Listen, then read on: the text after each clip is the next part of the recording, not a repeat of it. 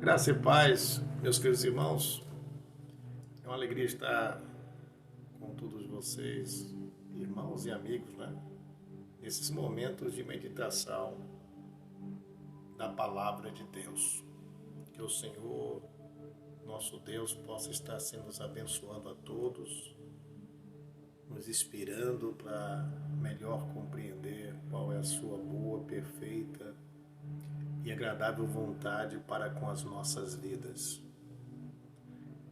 E como estamos já estudando, meditando, refletindo as cartas do Senhor Jesus às 7 igrejas, né, no livro do Apocalipse, nós já meditamos um pouco. Olha, todas as reflexões e estudos que estamos fazendo, eles não encerram a mensagem que há nos textos. Estamos tendo cuidado na simplicidade da nossa fé, na expressão da nossa fé, numa leitura tranquila da palavra de Deus, em um livro que é tido como difícil de compreender, ainda que seu início não, mas à medida que vamos avançando, a partir do capítulo 3, 4, 5 em diante, a maioria das pessoas já se percebe assim com uma dificuldade de compreensão. É claro que a linguagem figurativa, metafórica, simbólica do livro do Apocalipse cria algumas dificuldades, mas já falamos a respeito.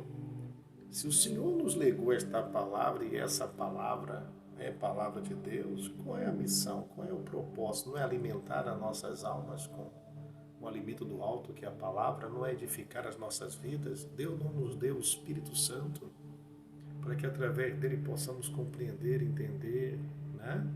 Interpretar, falar inclusive. Então nós precisamos acreditar mais do que nunca nessas premissas bíblicas, né? Da palavra de Deus, porque vai chegar tempos, queridos, que não teremos os doutores, os mestres tão assim disponíveis. E precisaremos realmente da dependência plena do Espírito Santo para podermos nos consolar, nos admoestar, né? Nos edificar na palavra de Deus. Lemos a carta à igreja de Éfeso, a igreja de Esmirna, e nessa oportunidade estaremos agora fazendo a leitura da igreja de Pérgamo, né?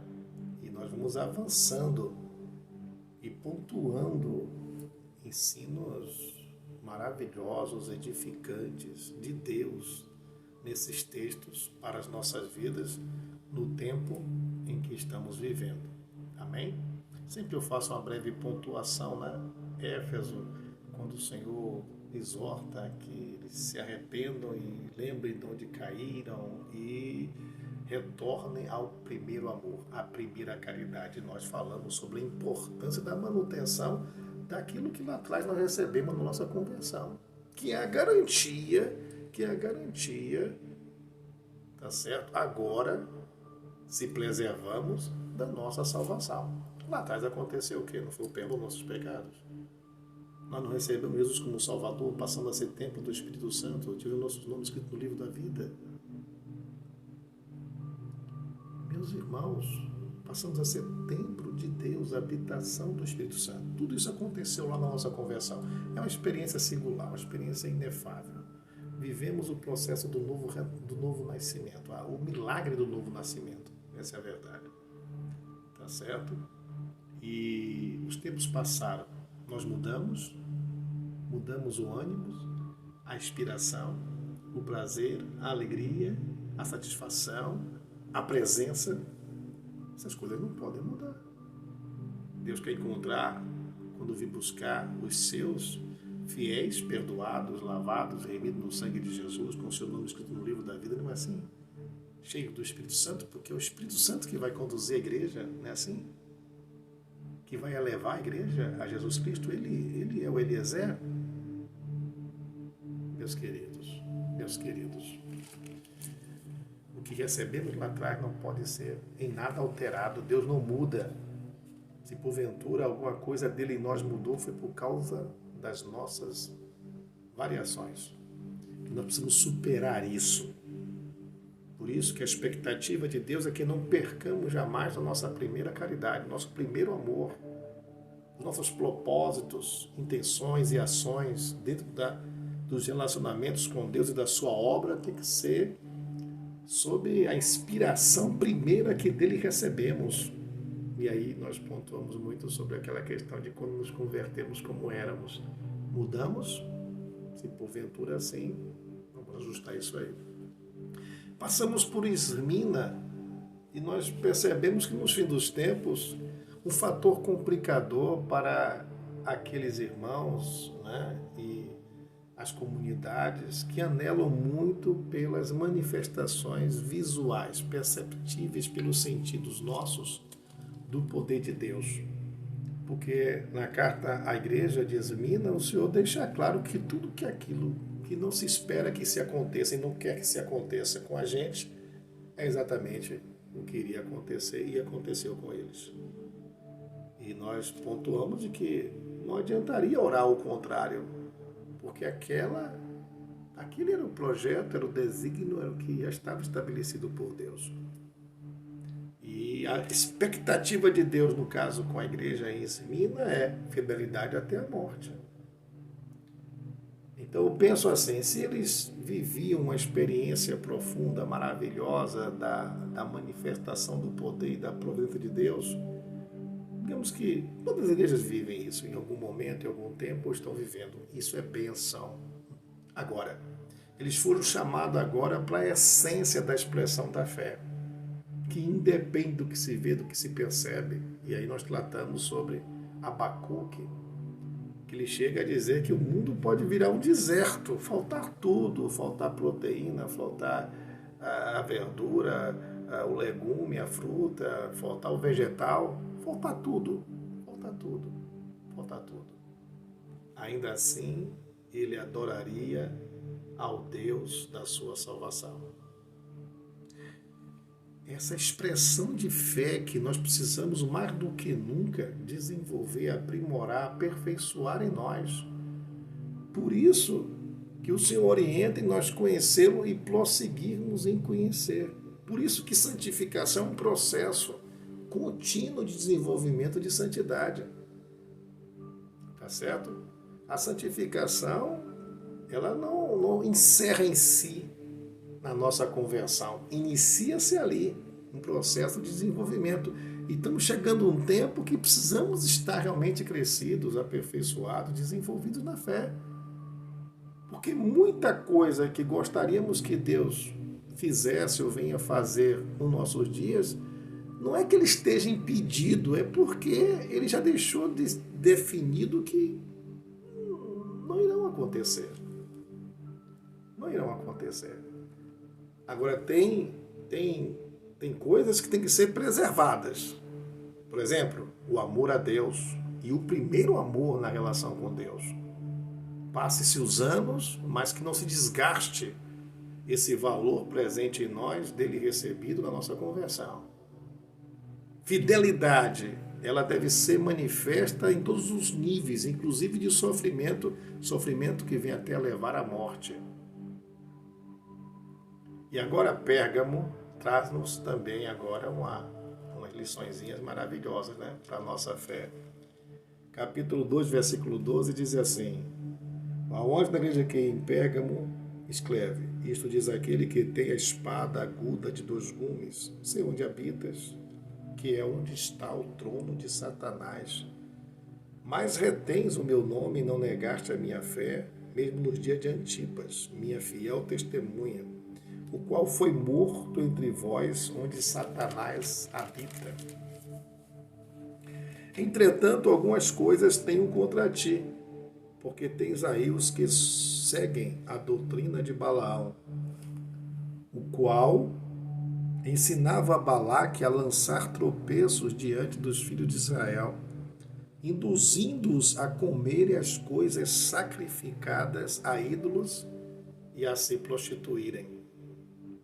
Assim tens também alguns que, de igual modo, seguem a doutrina dos nicolaítas. Arrepende-te, pois. ou se não, virei a ti em breve e contra eles batalharei com a espada da minha boca. Quem tem ouvidos, ouça o que o Espírito diz às igrejas. Ao que vencer, darei do maná escondido, lhe darei uma pedra branca e na pedra um novo nome escrito, o qual ninguém conhece, senão aquele que o recebe. Glória a Deus. Meus queridos, olha o cuidado de Deus, olha o cuidado de Deus com a sua igreja. Olha o que Deus pontua nas suas palavras, na sua palavra endereçada, principalmente, mais do que nunca, para a igreja dos nossos dias. Preservação do amor, preservação da fidelidade, preservação da sã doutrina. Agora, Pérgamo nos traz, a lume uma das coisas que mais abomina o Senhor, que é a heresia, que é a distorção da palavra, da doutrina de Deus, da doutrina de Jesus Cristo, da doutrina bíblica. E ele apresenta aqui duas situações, conhecidas, a de Balaão e a dos nicolaítas. Dos nicolaítas não temos muito a dizer, pouco se diz, mais se especula. O que acontece é que era uma doutrina semelhante à de Balaão, que a proposta qual era? Fazer tropeçar na conduta, fazer desviar-se do bom testemunho, desobedecer na atitude, o mandamento de Deus. Todos nós sabemos, em número nos conta a história do Balaão, que era um profeta não judeu. E não vamos entrar aqui nesse particular. O que ocorre é que esse profeta era reconhecido e um rei chamado Balaque o contratou para amaldiçoar o povo, porque reconhecia que o povo avançava com poder e graça, porque tinha a bênção de Deus. E o profeta disse que não. Deus falou para ele dizer que não, mas ele estava, empolgado com os presentes, com a recompensa que teria. Insistiu e foi. Quando se posicionou para amaldiçoar, Deus usou para abençoar. E isso irritou o rei que o contratou. Ele falou: olha, rei, tem uma forma de resolver isso aí. Mistura o povo com o teu povo, suas mulheres com as mulheres lá, com os homens lá. Faz casamentos mistos. E com o tempo, essa mistura vai levar o povo a atrair a maldição de Deus sobre eles, porque Deus abomina o fermento dos fariseus. Lembra? Deus abomina a mistura. Deus é santo, importa que sejamos também. Deus é exclusivista. Deus requer a obediência, a submissão absoluta e o amor plenamente direcionado a Ele. Nunca esqueça disso. Quem amar mais pai, mãe, irmãos e irmãs, pense, mulher, filhos, do que a Ele não é digno dele, está escrito. E isso é um absurdo? Não, porque quem ama a Deus, com certeza ama seu pai, sua mãe, seus irmãos, suas esposas, seus filhos, tá certo? As pessoas em geral. Então, não há nada de anormal nisso,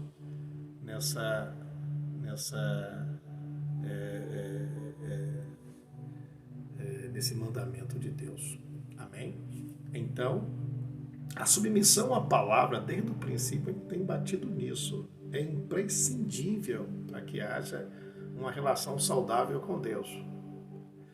E a relação saudável com Deus é a preservação, a manutenção da doutrina de Deus em nós, tá certo? Sem distorções. Sem distorções. reconhecemos, já falei em vídeos anteriores, o seguinte: as nossas limitações. Ninguém é perfeito. Mas admitir distorções na doutrina bíblica para aquecer algum comportamento e outro nosso que ofende a santidade de Deus, isso é inadmissível na relação com Deus. É por isso que Deus admite o perdão. A um coração contrito e quebrantado, diz a palavra, que não desprezará o Senhor. O perdão, quando nós recorremos, o perdão é porque reconhecemos que somos pecadores, logo fizemos alguma coisa que confronta, que discorda da palavra, do ensino, da doutrina de Deus. Tá certo? Aí Deus nos perdoa, mas você se manter no erro, ainda fundamentá-lo como que fosse normal e que Deus assim admite, essa flexibilização, essa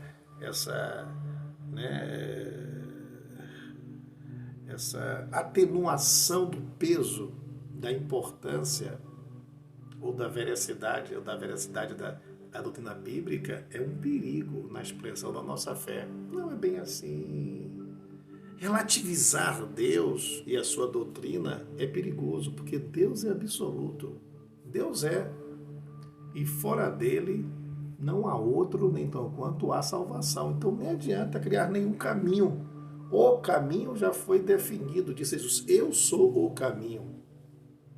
Não existe nenhuma verdade que supere a da palavra, ao do nosso Deus, ao do nosso Cristo. Ele diz: eu sou a verdade. E nem adianta buscar lugar algum para ser feliz, para ter vida, para dizer que está bem, porque ele diz: eu sou a vida. E quando ele diz isso, ele mostra que ele é tudo, logo ele é Deus. Ele é a fonte, de onde emana todo o bem e a felicidade para todos. Então, ele mesmo diz: ninguém vem ao Pai senão por mim. O texto é exatamente assim. Ninguém vem, não é ninguém vai, ninguém vem, né?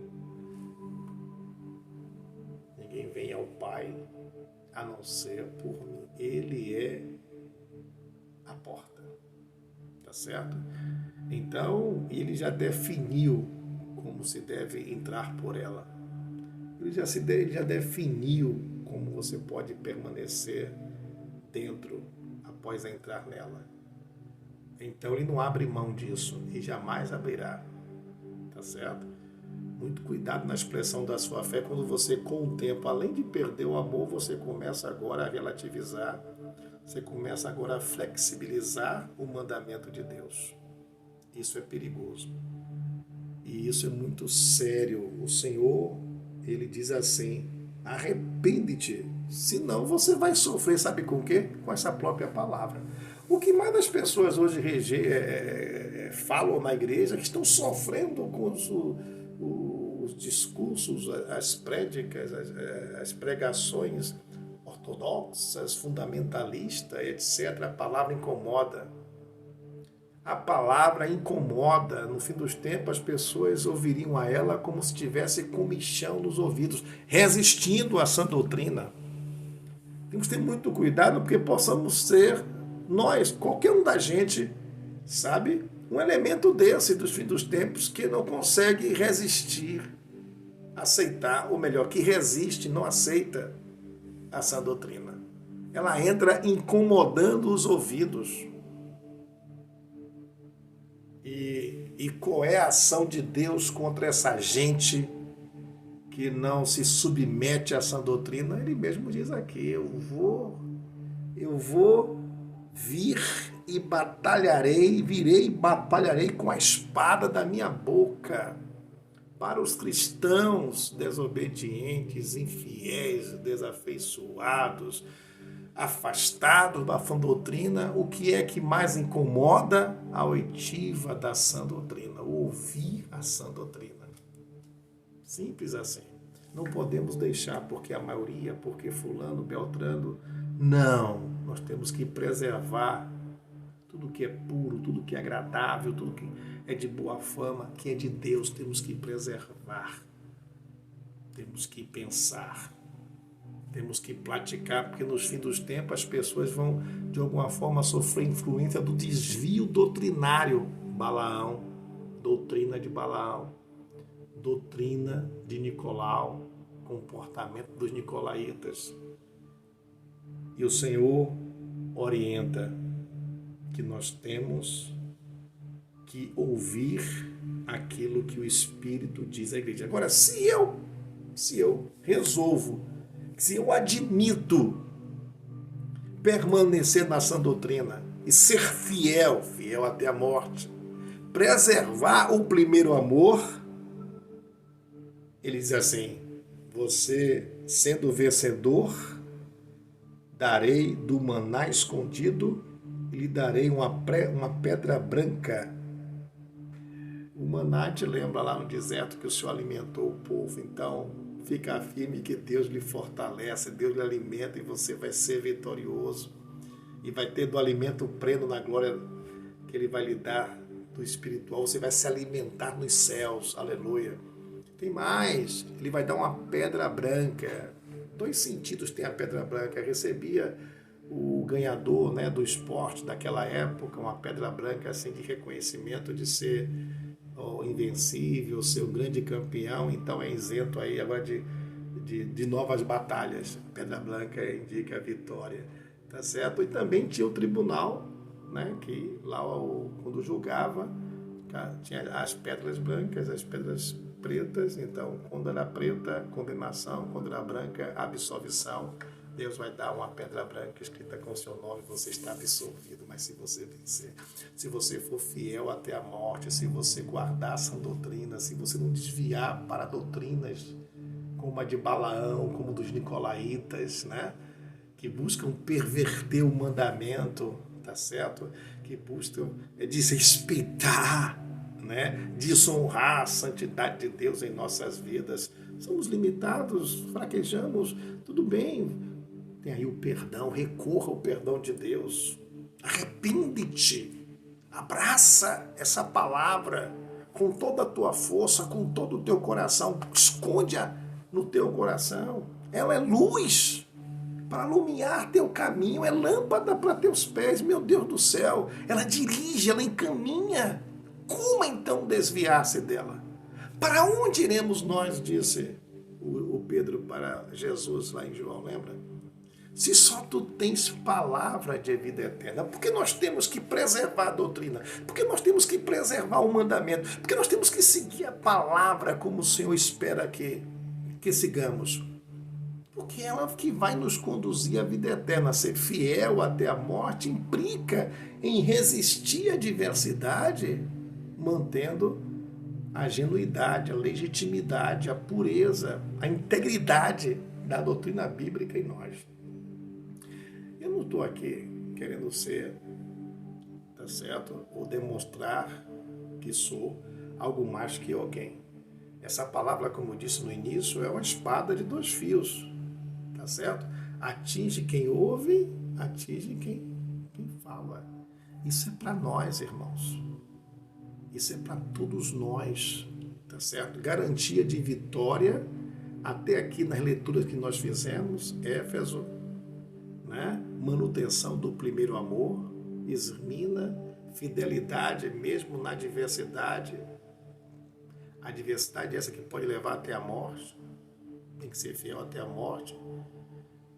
E integridade, né? E preservação da sã doutrina, sem desvios, ainda que seja promovido por pessoas que pareçam de Deus, como o profeta Balaão. Temos vários Balaões nos dias de hoje, gente que é reconhecido homem de Deus ou homem de Deus, na verdade, cheio do Espírito Santo, que profetizam.